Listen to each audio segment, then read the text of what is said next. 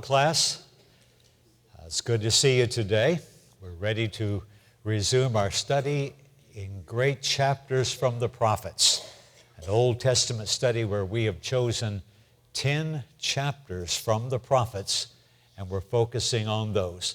And the way our study is working out, we're really studying about the Babylonian captivity. If there's anyone who needs a copy of today's lesson, just hold up your hand. Brother Don has some. We're on lesson number 6 today. We'll be in Daniel chapter 2, lesson 6 in Daniel chapter 2. Hope everything is going well with you. I'm going to ask Brother Bob Turner to lead us in a prayer as we begin. Let's bow, please. Oh, Heavenly Father, thank you for all the blessings you've given to us in our lives. Thank you for allowing us to be here today to listen to Max's lesson on your word, that it may enlighten us. Be with us, guide, guard, and direct us. In Jesus Christ's name we pray. Amen. Amen. Thank you, Bob. And thank each of you for being here this morning. I hope you've prepared lesson number 6. If you see up on the slide, there is lesson number 5, which is pages 14 and 15. That's the lesson we did from the book of Jeremiah, Jeremiah chapter 25. And the reason I chose that chapter is that's where the prophet talked about the 70 years of captivity that were coming. That measuring of the 70 years, of course, began in 605 BC, 605 years before Christ was born, and it continued to 536 BC. And of course, Jeremiah had warned the people of the coming captivity. Other prophets had done the same thing. Isaiah had done that. I think we also mentioned Habakkuk had done that. But the people paid no attention to the warnings of the prophets. And so as a result, they were carried away into captivity. And we said that the captivity began in 605, and that really takes us to our next lesson, Daniel chapter 2. Daniel, of course, was a prophet of God, and we've already mentioned that the captivity began in 605, and Daniel was among the first who were deported to Babylon. If you look at Daniel chapter 1, hope you've got your Bible, turn to Daniel chapter 1. We just do a little bit of introduction to get a start here on chapter 2. But the text says in Daniel chapter 1, verse 1, in the 3rd year of Jehoiakim, king of Judah, Nebuchadnezzar, king of Babylon, came to Jerusalem and besieged it. Well, this is what we've seen. It's been prophesied. Now here it is. And the year is 605. That's when Nebuchadnezzar did this. But Daniel was among those who were carried away in 605, who were deported to Babylon.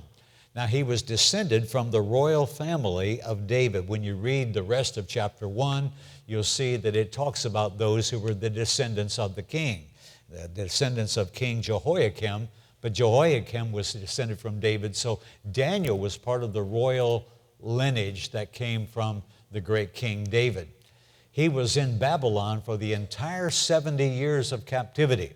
Now, we don't know how old Daniel was when he went into Babylon.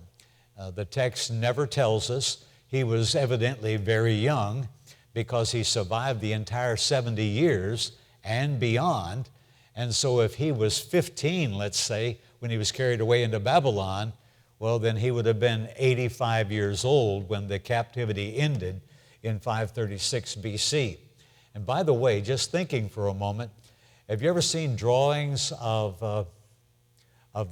Daniel in the lion's den? Here's this young, strong, virile young man, handsome, sitting in the lion's den. Daniel would have been in his 80s when he was in the lion's den. He was not a young man at all. But he was in Babylon for the entire 70 years of captivity.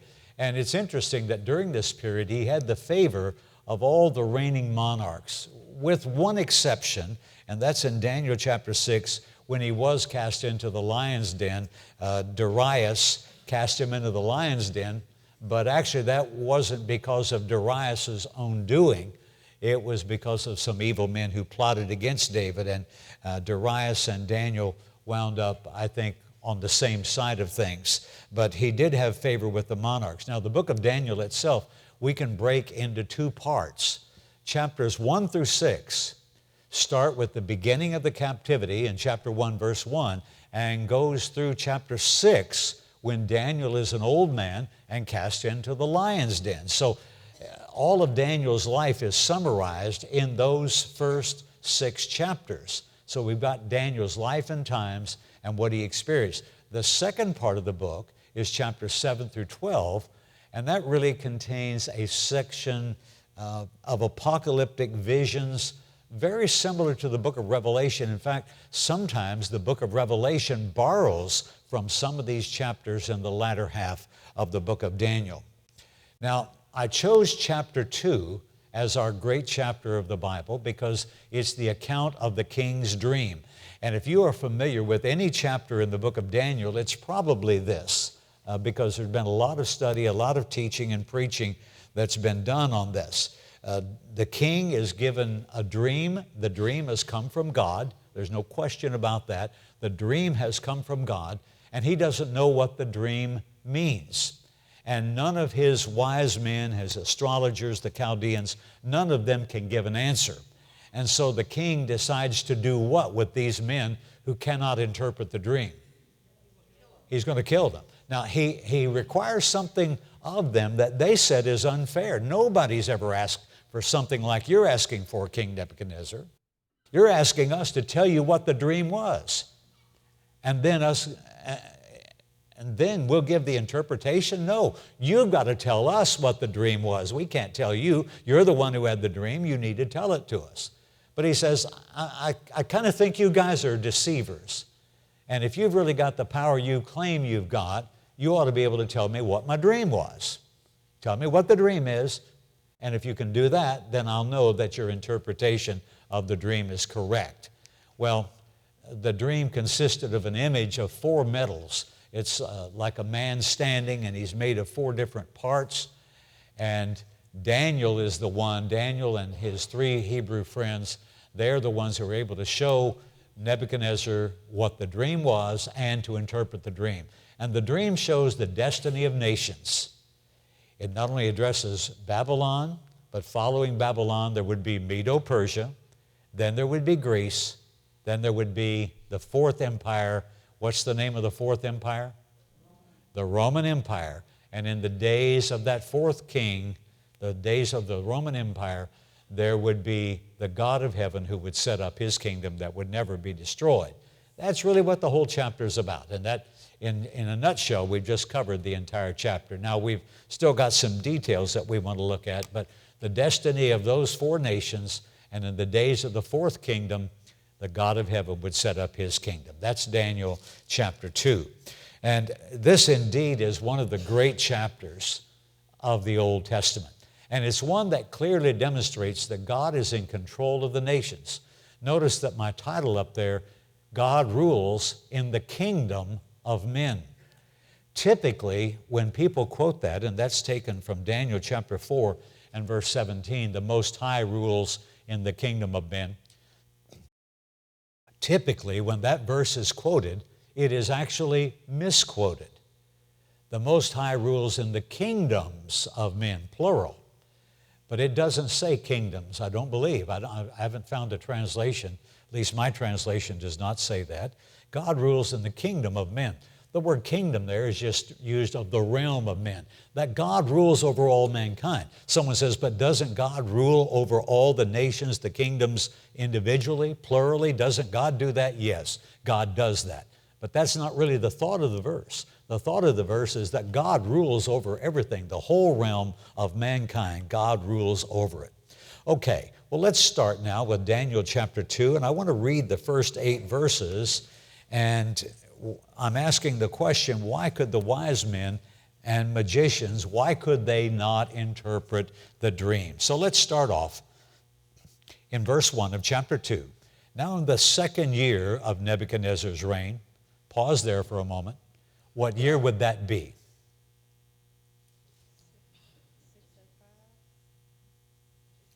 605, 604. It's the 2nd year.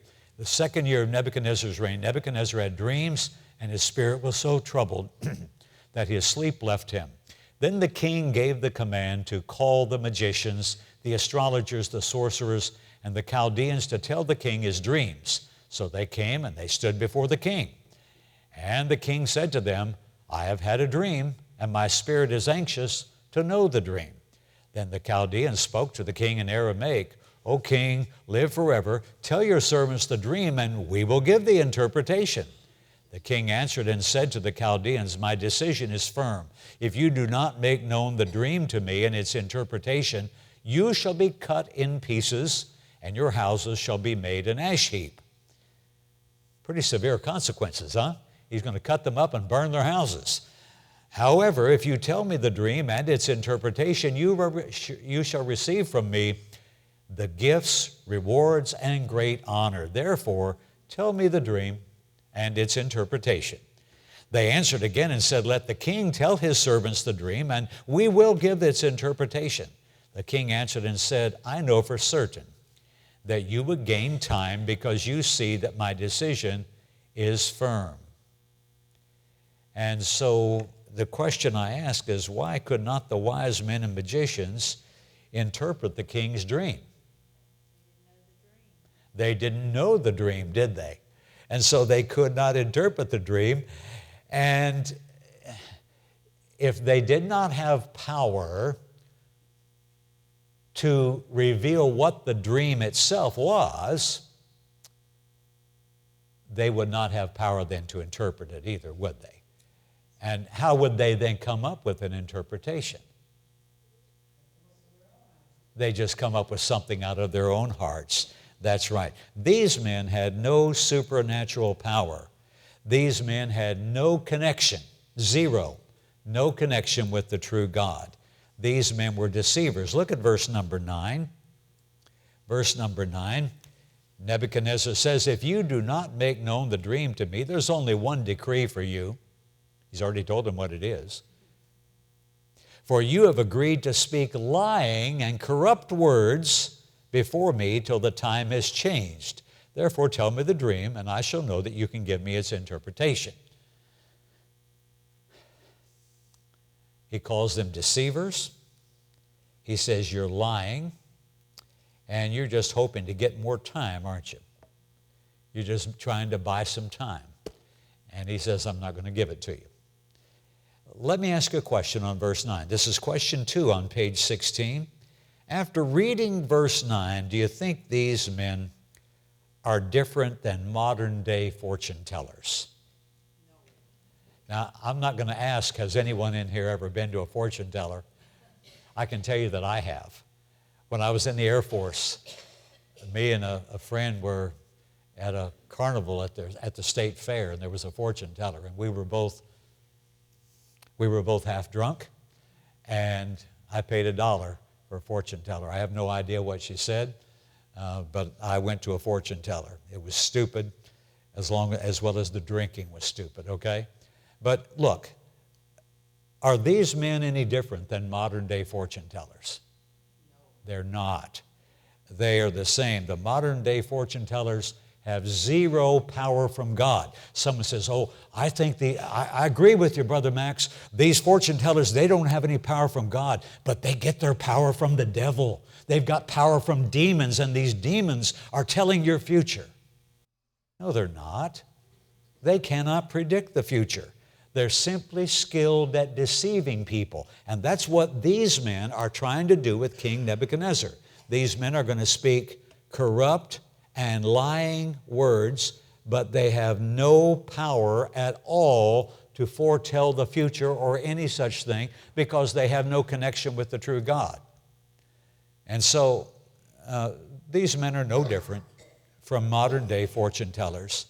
Someone says, well, I went to a fortune teller once, and she was able to tell me some things about myself that I didn't really know.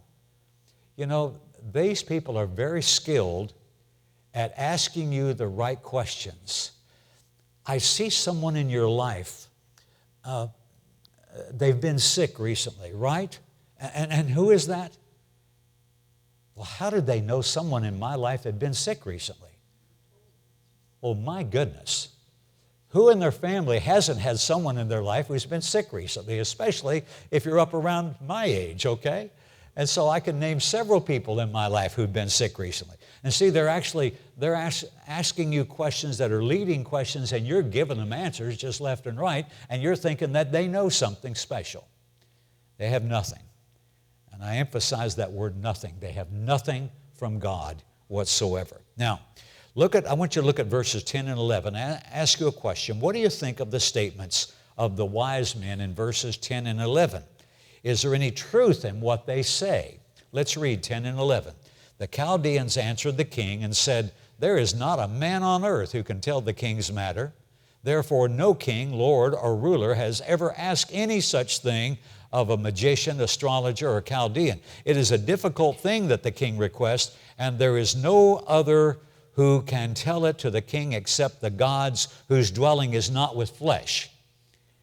Is there any truth to what these men say? Great deal of truth to what they say. Great deal of truth. Look, only deity has the information about the future. Look at verse 10 again.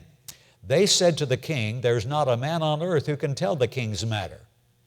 Now, in that sense, unless there's a connection with God, what they're saying is right, okay? Unless there's a connection with God. Therefore, no king, lord, or ruler has ever asked any such things of any of the magicians. It's a difficult thing that the king requests.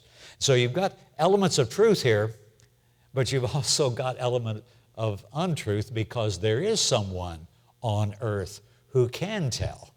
And that's going to be Daniel and his three friends who do have a connection with God. And so only deity has such information. I think it's interesting what they say in the end of verse 11. No other who can tell it to the king except the gods whose dwelling is not with men. And of course, these men were polytheists. They believed in many gods, but they said, in order to answer what you're wanting us to do, there's got to be special information from the gods, and the gods do not dwell with us. Well, they're admitting then that they really have nothing. They're admitting they have no connection with deity or with the supernatural. And so I would ask the question, if I was Nebuchadnezzar, then what have you guys been claiming all along? If you say that you have no connection with the gods and only they know the future, what have you guys been doing all along? You've been claiming that, haven't you? That you do have such connection.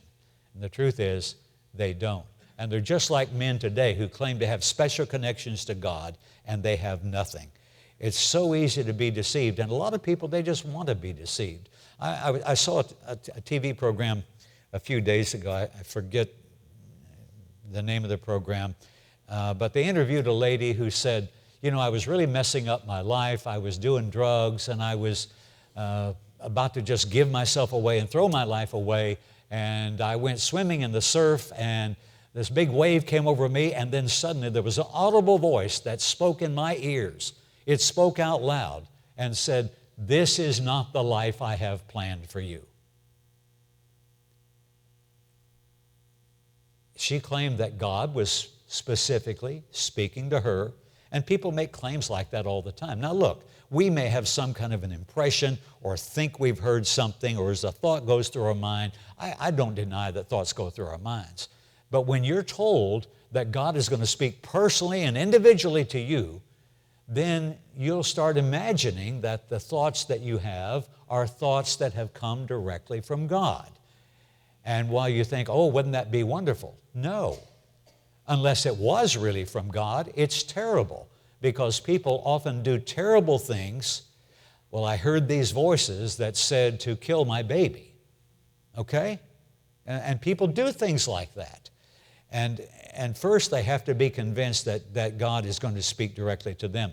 And I'll tell you what's behind this. There is a desire maybe within every one of us to think, well, I'm special. You know, I'm so special that God communicates directly to me. He talks to me personally, so I'll know what to do and what choices to make.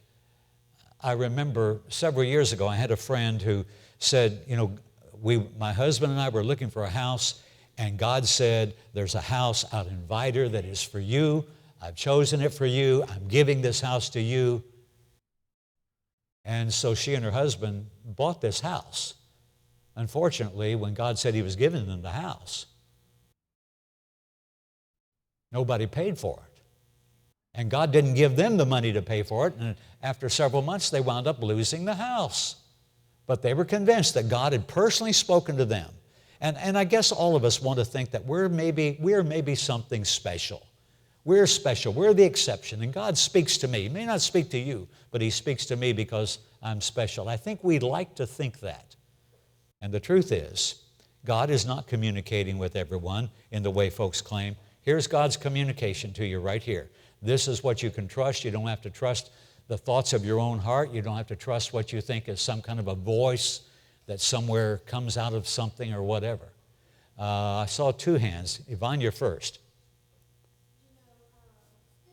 say God speaks directly to you, when he did, in a lot of instances, the people wanted proof that this came from God.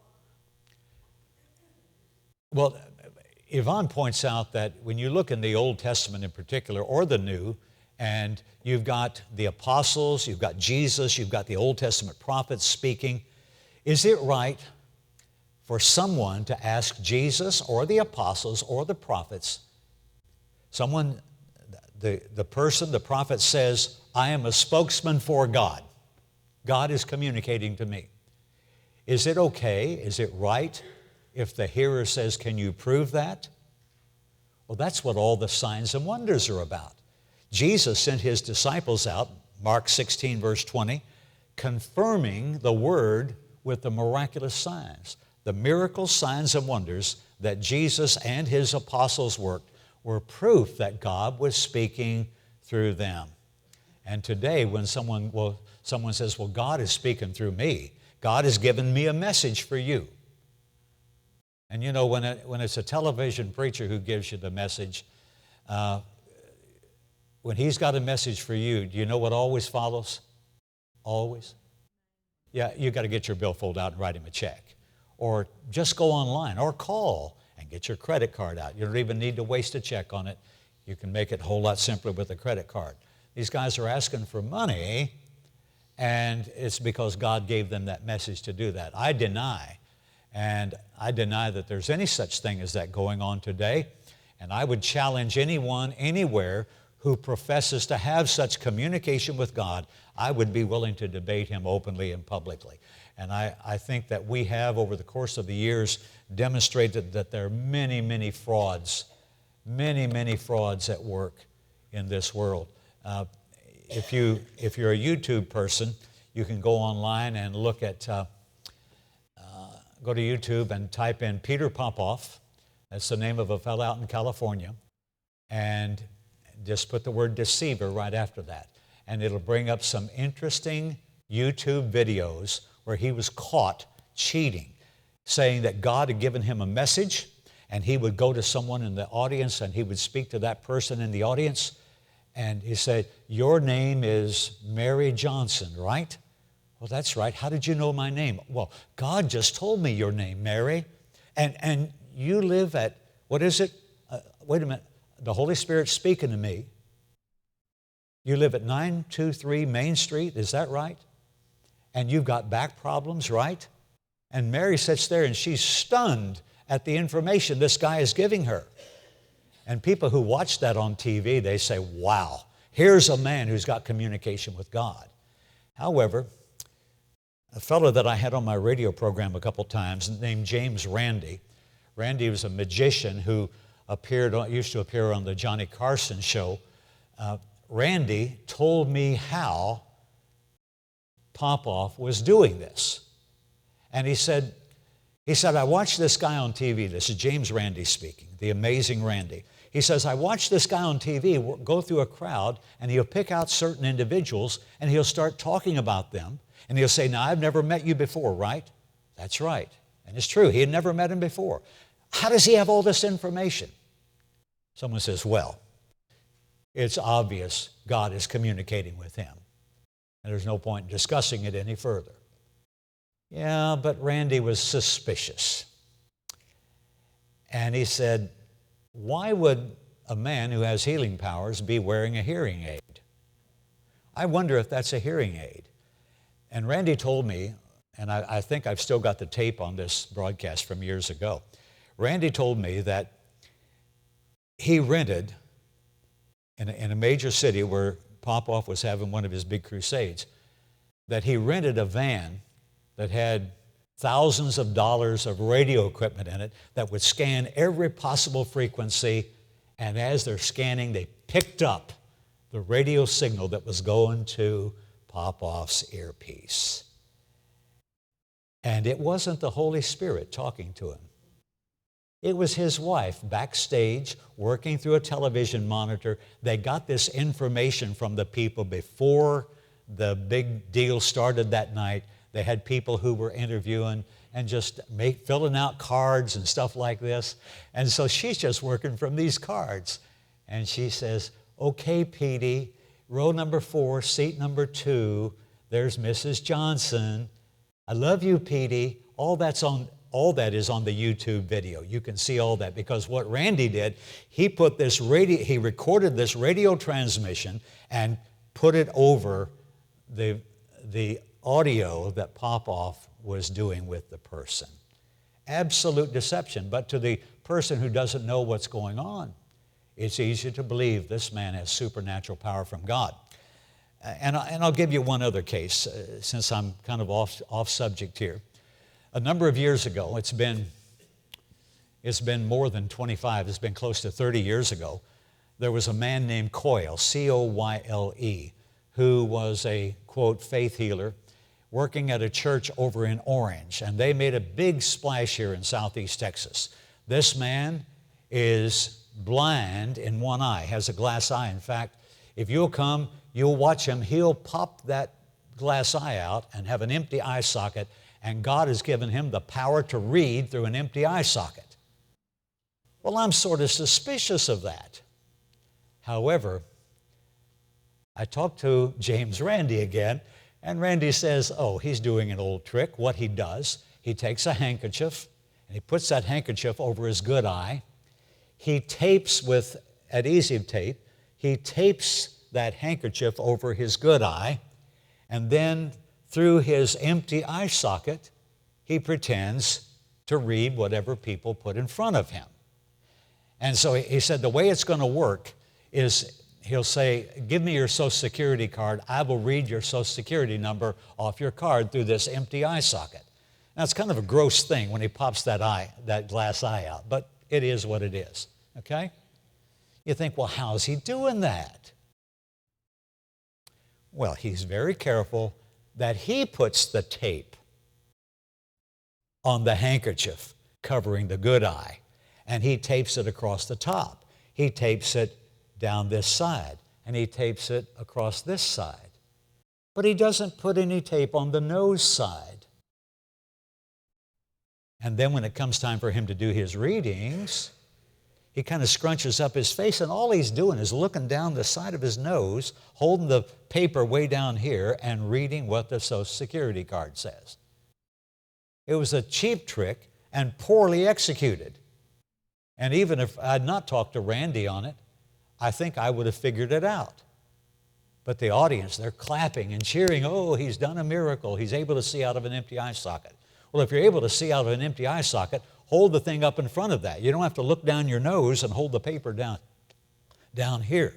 But they invited people to get in line and have something written, or give him your driver's license. He'd read your name off of it.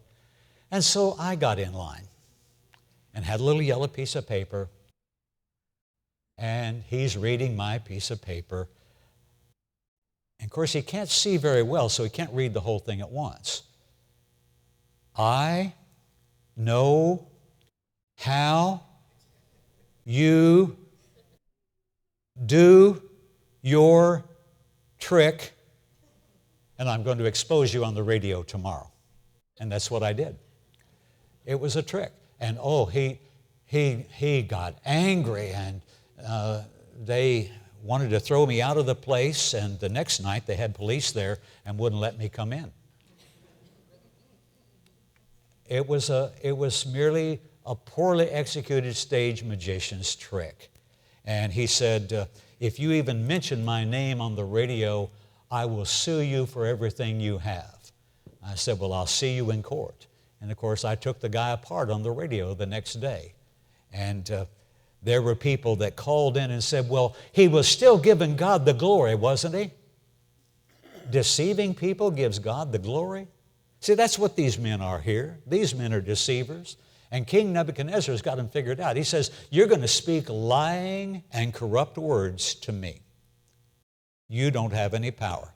And so verse 12 goes on to say, Daniel 2, verse 12, for this reason the king was angry and very furious and gave the command to destroy all the wise men of Babylon. So the decree went out and they began killing the wise men. And they sought Daniel and his companions to kill them. And so things are not looking good. What did the king decide to do with these men? He's going to kill them because they could not answer. Well, look at verses 14 through 18. This is where Daniel learns what's happening. And in verse 14, then the counsel and wisdom, with counsel and wisdom, Daniel answered Arioch, the captain of the king's guard, who had gone out to kill the wise men of Babylon. He answered and said to Arioch, the king's captain, why is the decree from the king so urgent? Then Arioch made the decision known to Daniel, and so Daniel went in and asked the king to give him time that he might tell the king the interpretation. Then Daniel went to his house, verse number 17 says, and he made the decision known to Hananiah, Mishael, and Azariah, his companions. That's Shadrach, Meshach, and Abednego, right? Okay, you're with me. He made it known to his companions, verse 18, that they might seek mercies from the God of heaven concerning the secret, so that Daniel and his companions might not perish with the rest of the wise men of Babylon. And so Daniel asked for time to tell the interpretation. What did he do next? What do you see him doing next?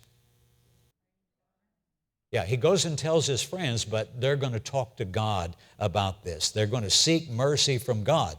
Because if God will not help them, what will happen? They're going to be just as dead as those who are fakers. Now, Daniel, Hananiah, Mishael, and Azariah are good young men. They're honest. There's no corruption within them. And that's been demonstrated, I think, in other ways also. But in verses 19 to 23, the thing is revealed to Daniel. And the question is being asked, was it revealed just to Daniel or to Daniel and his friends? I don't know exactly how that happened, but I do know that Daniel includes his friends later on in this discussion. And so in verse 19, then the secret was revealed to Daniel in a night vision. So Daniel blessed the God of heaven. Now Daniel's going to pray some more here, but the secret was revealed to Daniel. And then verse 20, Daniel answered and said, blessed be the name of God forever and ever, for wisdom and might are his, and he changes the times and the seasons. He removes kings, raises up kings. He gives wisdom to the wise and knowledge to those who have understanding. He reveals deep and secret things. He knows what is in the darkness, and light dwells with him. I thank you and praise you, O God of my fathers. You have given me wisdom and might, and you have now made known to me what we ask of you, for you have made known to us the king's demand.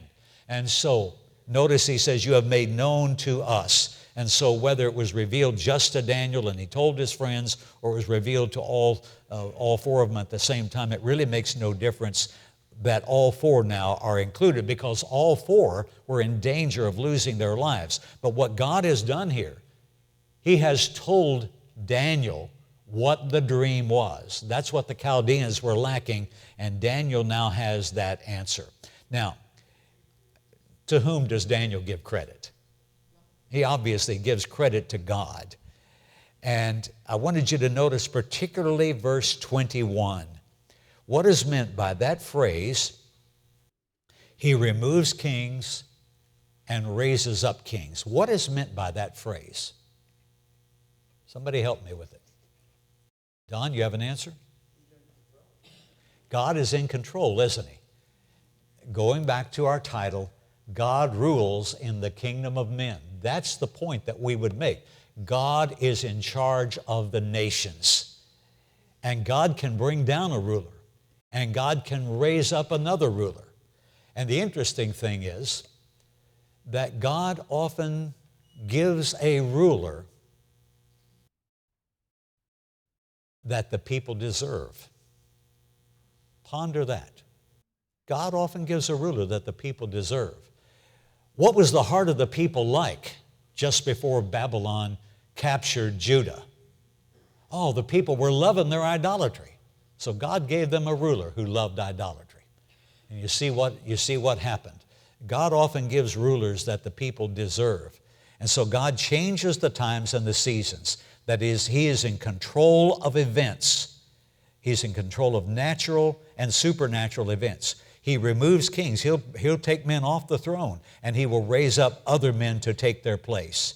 And so that's why we called this lesson, God Rules in the Kingdom of Men. That's actually taken from Daniel chapter 4, but I wanted to insert the thought right here that God is in charge. Now, notice in verse 24 to 28 that Daniel is going to tell us that the soothsayers cannot declare the dream. What does he say about the one who can reveal it? And what does this tell us about the original source of the dream? See, some people have thought, well, maybe Nebuchadnezzar just had this dream about this image made of 4 metals. Maybe he just had this dream on his own, that it didn't come from God. But it did come from God. That's the point I think that we need to make. Look at verses 24 down to 28. Therefore Daniel went to Arioch, whom the king had appointed to destroy the wise men of Babylon. He went and said thus to him, do not destroy the wise men of Babylon. Take me before the king, and I will tell the king the interpretation. Then Arioch quickly brought Daniel before the king and said to him, I have found a man of the captives of Judah who will make known to the king the interpretation. The king answered and said to Daniel, whose name was Belteshazzar, are you able to make known to me the dream which I have seen and its interpretation? Daniel answered in the presence of the king and said, the secret which the king has demanded, the wise men, the astrologers and magicians and soothsayers cannot declare to the king, but there is a God in heaven. There is a God in heaven who reveals secrets, and He has made known to King Nebuchadnezzar what will be in the latter days. Your dream and the visions of your head upon your bed were these. And then he's going to go on and tell the substance of the dream and then give the interpretation of the dream. Yes, Lester?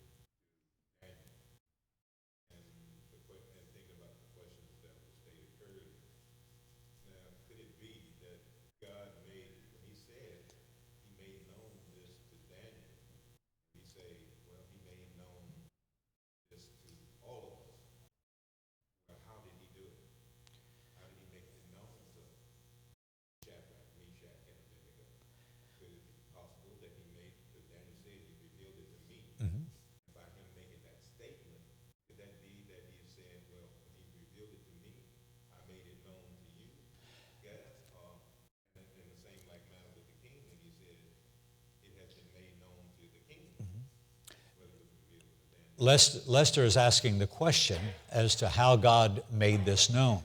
And as we suggested a little while ago, He could have communicated to all 4. However, Daniel says He made it known to me. And so is it possible that Daniel received the message from God and then he told his 3 friends, Shadrach, Meshach, and Abednego, or if you will, Hananiah, Mishael, and Azariah, his companions? That's certainly possible. It appears to me, my thought is that it was made known to Daniel personally and that he probably communicated it to them. But Daniel wants to include his 3 friends because this will remove them from any kind of danger. You know, is the king going to stop this slaughter of the wise men? Because it's already begun. And we don't know how many have already been killed, but as he was beginning to do this, that's when Daniel learned about it. So there may have been a number who had already had their lives taken by King Nebuchadnezzar. And so if it was revealed directly to Daniel, when Daniel speaks, he says that it has been made known to us, to the 4 of us. And that would include his 3 friends, which would have protected their lives. I think it's interesting what Daniel does. in verse number 28, he says, there is a God in heaven who reveals secrets. Now, this is a God that Nebuchadnezzar doesn't know. At least at this time, he doesn't know him. But 2 chapters later, in chapter 4, which is another great chapter of the Old Testament, chapter 4, Nebuchadnezzar is going to specifically acknowledge that God, and he's talking about the God of Daniel, that God rules in the kingdom of men. And he acknowledges God rules over my kingdom. And that's one of the things that God wanted to convince Nebuchadnezzar of. And so Daniel here is making very clear the power that God has. Verse 28, there is a God in heaven who reveals secrets. And that's what he's done. He's revealed these things. But the verse just before that, in verse 27, Daniel, I think, has to get a little shot in at these other guys because they can't help at all. Notice verse 27, Daniel answered in the presence of the king and said, the secret which the king has demanded, the wise men, the astrologers, the magicians, and the soothsayers cannot declare to the king. And so he emphasizes their impotence, their inability to answer the question. But he says there's a God in heaven who can. And that's the God who has spoken to us, and we're going to give you this message now. Yes, Linda?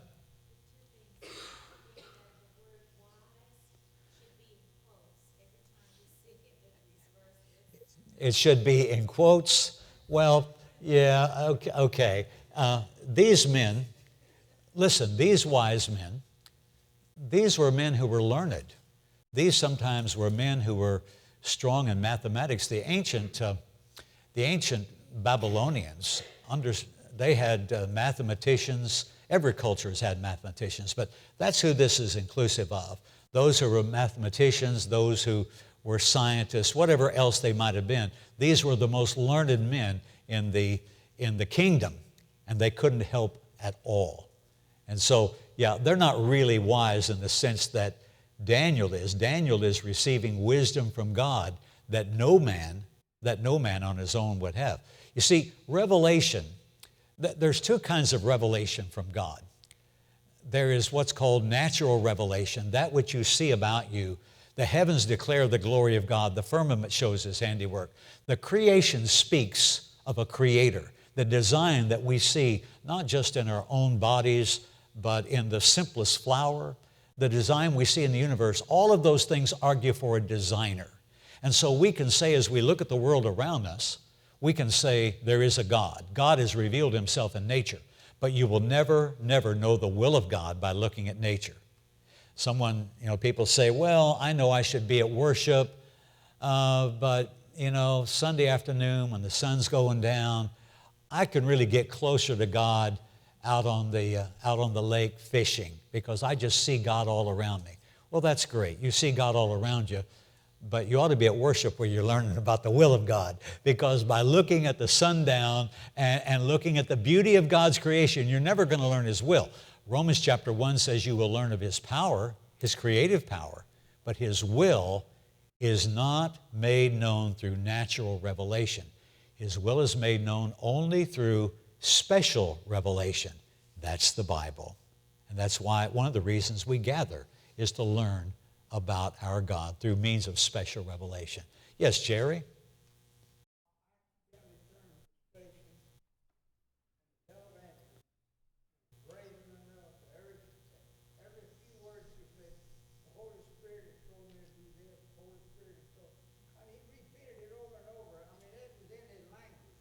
Yes, what Jerry is saying, he says he tuned to a station and the televangelist is saying, the Holy Spirit told me to do this, they told me to do that. And I remember there was a couple used to be on TV called the Happy Goodmans. And it was a man and wife team. They were televangelists. They believed they had special power from God. And on one occasion, God had sent an angel that only Brother Goodman could see. Nobody else could see the angel. But the angel was talking to him, and he says, okay, this next person who's coming has got this problem. And Goodman says, what is it, angel? You're going to have to speak a little clearer. I didn't quite understand. And so he's pretending to carry on a discussion with an angel. Absolutely fraud. That's all it is. It's deception, lying, and corruption. And these things typically are money-making machines. And we could say so much more about that. But yes, as Jerry said, they'll attribute everything they're saying. Well, God told me to say this. God told me to say that. I will tell you, folks, and some people are disappointed in this. And if I'm going to disappoint you about what I'm about to say, I'm sorry for that, but I'm not about to lie about it. I don't have any communication from God except what is in this book. I don't have anything else. Someone says, God's never personally spoken to you? Nope. I don't have any message beyond this book. I don't know anything about the will of God except what I read in this book. That's all I have. Now, if you find that disappointing, you shouldn't, because you should want a man who teaches what is in the book of God rather than coming up with the imaginations of his own heart. Remember, that takes us back to our previous lesson in Jeremiah 25, where you've got these false prophets who were speaking out of their own heart. Okay, we got 2 questions and we're going to have to wrap. Lester, you're first. Just thinking, isn't it something that here it is, Daniel is speaking to this king and saying, here's the bracket. You got the wise men, you got these astrologers, you got these soothsayers, and whoever else you want in the bracket. And neither one of them can answer this question that you. Right. Lester's just pointing out that all these men, the wise men, astrologers, Chaldeans, they can't do anything. They can't answer anything.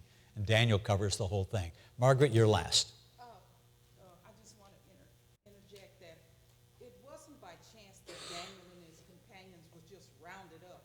They were handpicked because they were the smartest, the brightest, and handsome that Nebuchadnezzar wanted in his court. And they were to be trained within 3 years to learn all the customs. And the reason he changed their names, Shadrach, Meshach, and Abednego, is because he wanted to strip them of all their Jewish history. Margaret brings up something important. I've got about a half a minute left, I think. Margaret brings up something important, that these boys, the 4 of them, were handpicked because they were the smartest, brightest, best looking, okay? They were handsome men.